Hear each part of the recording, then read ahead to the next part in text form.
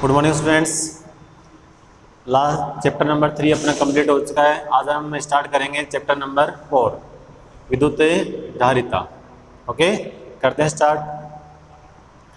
चालक की विद्युत धारिता। देखिए, ये अपने पास एक चालक है। इस चालक को हम जैसे से आवेश देते हैं तो इसकी स्थितिज ऊर्जा में वृद्धि होती है। ठीक है, चालक को हम एक साथ आवेश नहीं दे सकते, तो इसको स्टेप बाय स्टेप चार्ज देना पड़ता है। और जैसे आप इसको नया चार्ज देते हो तो पहले से उपस्थित चार्ज नए आने वाले चार्ज को प्रतिकर्षित करता है, लेकिन हमें तो इसे चार्ज करना है, तो इस प्रतिकर्षण बल के विरुद्ध हमें कार्य करना होगा, और वो कार्य इसकी विद्युत स्थितिज ऊर्जा के रूप में वृद्धि होगी। स्थितिज ऊर्जा में वृद्धि के इक्वल होगा। ठीक है, इसका मतलब क्या हुआ, जैसे चार्ज बढ़ेगा तो इसकी स्थितिज ऊर्जा भी बढ़ेगी, या यूँ कह सकते हैं इसका पोटेंशियल भी बढ़ेगा, विभव भी बढ़ेगा। देखिए, ये अपने पास एक बीकर है। ठीक है, और इस बीकर में हमने क्या भरा है, पानी भरेंगे तो आप देखते हो जैसे इसमें पानी भरेंगे तो इस पानी का जो लेवल है वो भी बढ़ता जाएगा। पानी की मात्रा बढ़ाएंगे तो वाटर का जो लेवल है वो भी बढ़ता जाएगा। वैसे ही अगर इस गोले को और हम क्या करेंगे, जैसे जैसे चार्ज देंगे तो उसका विभव भी उसी अनुपात में बढ़ता जाएगा, क्योंकि आपको मैंने बताया था कि किसी चालक के लिए विभव होता है Q/4πε0 कैपिटल R। तो जैसे जैसे चार्ज बढ़ेगा तो उसका विभव भी उसी अनुपात में बढ़ेगा। क्लियर? तो हम ये कह सकते हैं, किसी चालक को दिया गया आवेश उसके विभव में होने वाली वृद्धि के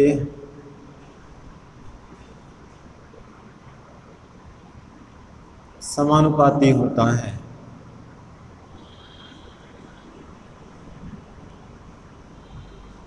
उसके विभव में होने वाली वृद्धि के समानुपाती होता है, अर्थात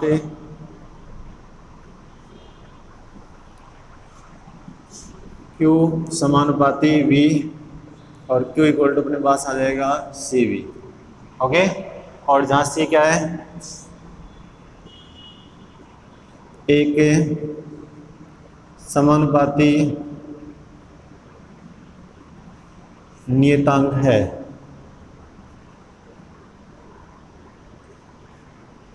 जिसे चालक की विद्युत धारिता कहते हैं। विद्युत धारिता कहते हैं। ओके, तो यहाँ से हम इससे इक्वेशन फर्स्ट क्वेश्चन लिख सकते हैं। C इक्वल टू अपने पास आ जाएगा Q/V। ठीक है, अतः चालक की धारिता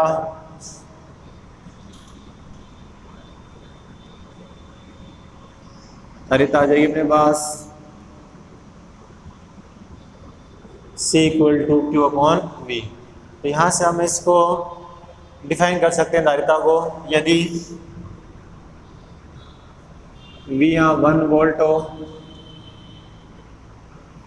तो C इक्वल टू अपने पास आ जाएगा Q, अर्थात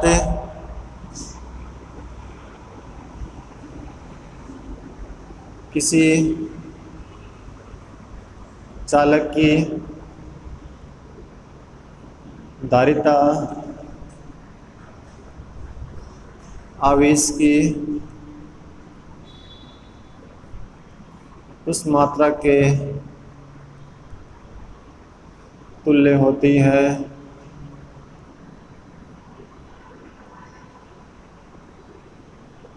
जो उसके विभव में एकांक वृद्धि कर दे, विभव में एकांक वृद्धि कर दे। अगर v एकांक होगा, विभव में वृद्धि एकांक होगी तो c इक्वल टू अपने पास आ जाएगा q, अर्थात इस चालक की धारिता आवेश की उस मात्रा के तुल्य होती है जो उसके विभव में एकांक वृद्धि करते हैं। या यूँ डिफाइन कर सकते हैं कि किसी चालक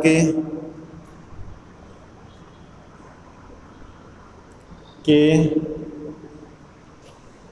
आवेश संग्रहण करने की क्षमता को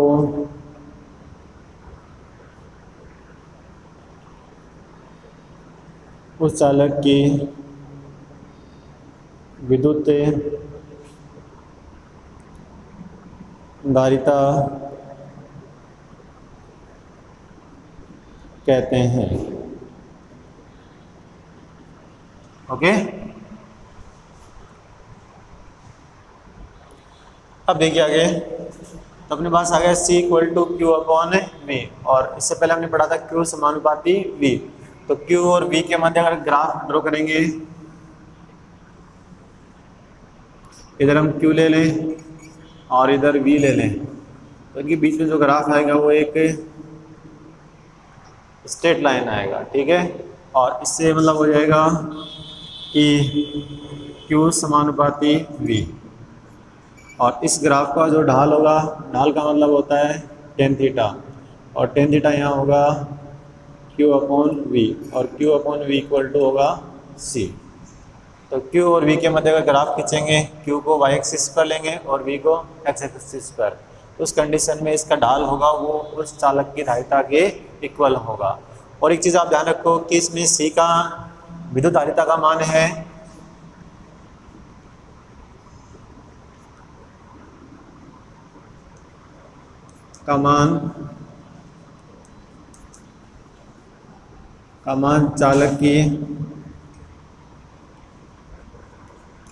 चालक के आकार, आकृति व उसके चारों ओर उपस्थित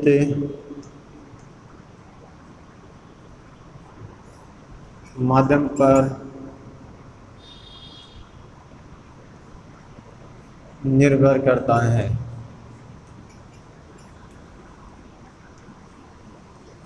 उपस्थित माध्यम पर निर्भर करता है, ठीक है। और ये ध्यान रखना, आपको इससे ऐसा भ्रम हो रहा है कि c का मान है वो q और v पर निर्भर कर रहा है, लेकिन वास्तव में ऐसा नहीं है, ठीक है। ये ध्यान रखना कि चालक की विद्युत धारिता, मतलब इसको विलगित लिख देता हूँ, विलगित चालक की विद्युत धारिता का मान चालक को दिए गए आवेश व उसके विभव में होने वाली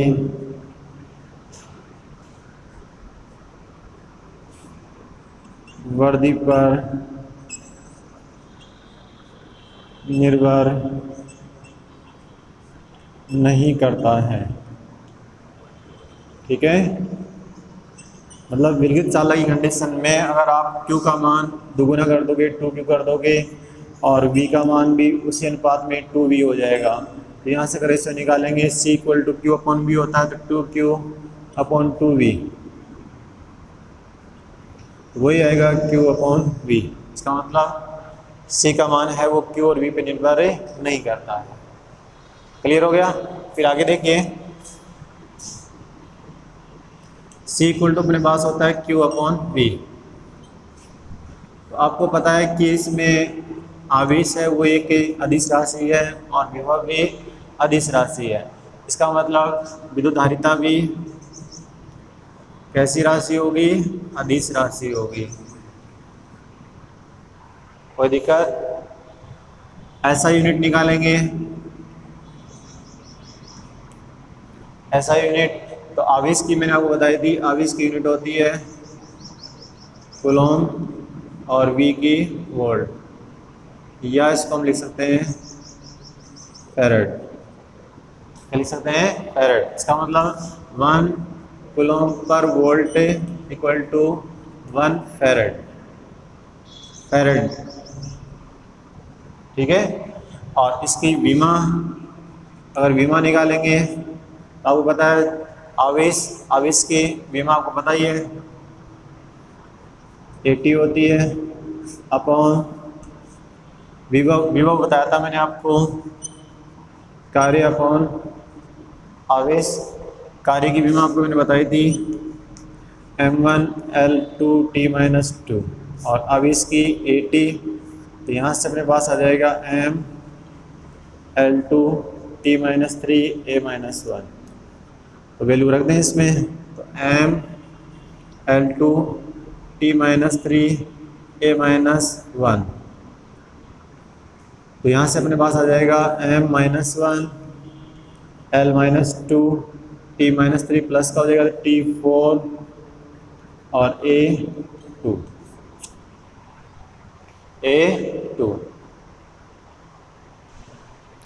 देखिए विद्युत धारिता का जो मात्रक फैराड है वो अपने आप में एक बहुत बड़ा मात्रक है, ठीक है। तो इसलिए हमें फैराड यूज नहीं करते हैं, इसके बजाय हम यूज करते हैं मिली फैराड। इसको लिखते हैं MF। मिली का मतलब होता है 10⁻³ आगे फैराड आ गया। 1 माइक्रो फैराड, माइक्रो का मतलब होता है 10⁻⁶ और फैराड। 1 नैनो फैराड, नैनो का मतलब 10⁻⁹ फैराड। और 1 पिको फैराड 10⁻12 फैराड, ठीक है। फैराड अपने आप में बहुत बड़ा मात्रक है, इसलिए हमें इसमें जनरली यूज़ किए जाते हैं वो मिली, माइक्रो, नैनो, पिको।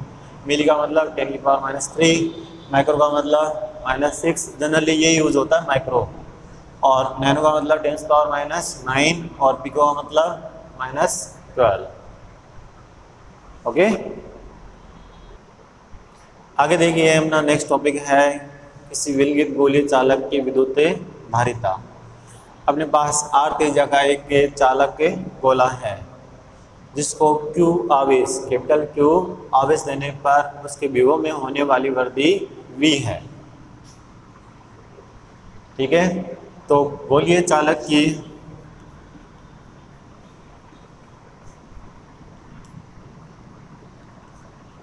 की सतह पर विद्युत विभव, सतह पर विद्युत विभव V equal to Q upon 4πε0 capital R। यह है गोलीय चालक की सतह पर विद्युत विभव। क्लियर? अब ε0 आपको पता ही है, ε0 निर्वात की विद्युतशीलता, निर्वात की विद्युतशीलता। ओके, आगे देखिए आपको मैंने बताया था विद्युत धारिता की परिभाषा से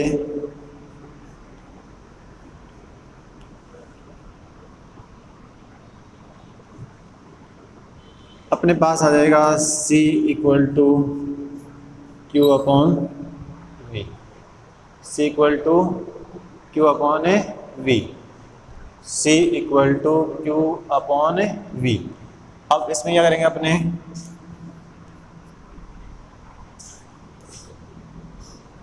इक्वेशन 2 में इक्वेशन 1 से V का मान रखने पर, v का मान रखने पर, तो v का मान रख देंगे तो c equal to q upon v अपना है q upon 4 pi epsilon not capital R, q से q कैंसिल और c equal to 4 pi epsilon not capital R। Equation third, equation है थर्ड। ओके, किस क्यू कट गया, 4 pi epsilon ऊपर चला जाएगा, c equal to 4 pi epsilon not capital है हाँ। क्लियर हो गया। तो अब ये तो था किसके लिए, निर्वात के लिए। और यदि निर्वात के बजाय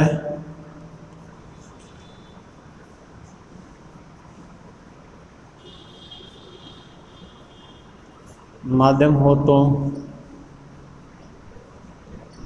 निर्वात के बजाय अगर माध्यम होगा तो सी एम इक्वल टू आ जाएगा 4 पाई एप्सिलॉन आर, यह आ जाएगा 4 pi epsilon not epsilon R capital R. Equation 4। Okay, और जहाँ एप्सिलॉन माध्यम की विद्युतशीलता,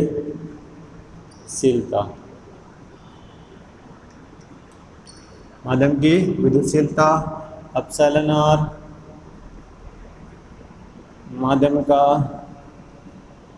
पराविद्युतांक, माध्यम का पराविद्युतांक, माध्यम का पराविद्युतांक। तो इक्वेशन थर्ड और फोर्थ से हम प्राप्त कर लेंगे। देखिए 4 पाई एप्सिलॉन नॉट आर की जगह हम क्या पुट कर देंगे, सी, तो अपने पास आ जाएगा C M equal to epsilon R into C, या आ जाएगा अपने पास epsilon R equal to C M upon C. Clear. तो ये इक्वेशन अपने पास आ जाएगी 5। तो यहाँ से अपने पास पराविद्युतांक की परिभाषा आ जाएगी, किसी माध्यम का पराविद्युतांक, किसी माध्यम का पराविद्युतांक उस माध्यम में इस चालक की विद्युत धारिता व उस चालक की निर्वात में विद्युत धारिता के अनुपात के बराबर होता है। ठीक है। और ये देखो एप्सिलॉन आर है वो ग्रेटर देन 1 होता है। इसका मतलब ये हो जाएगा कि सी एम का मान है वो ग्रेटर देन सी, मतलब माध्यम में जो विद्युत धारिता है वो निर्वात की तुलना में अधिक होगी। ठीक है, कोई भी माध्यम हो उस माध्यम में जो विद्युत धारिता है वो निर्वात की तुलना में अधिक होगी। क्लियर। और पराविद्युतांक की परिभाषा मैंने आपको बताई दी कि किसी माध्यम में चालक की विद्युत धारिता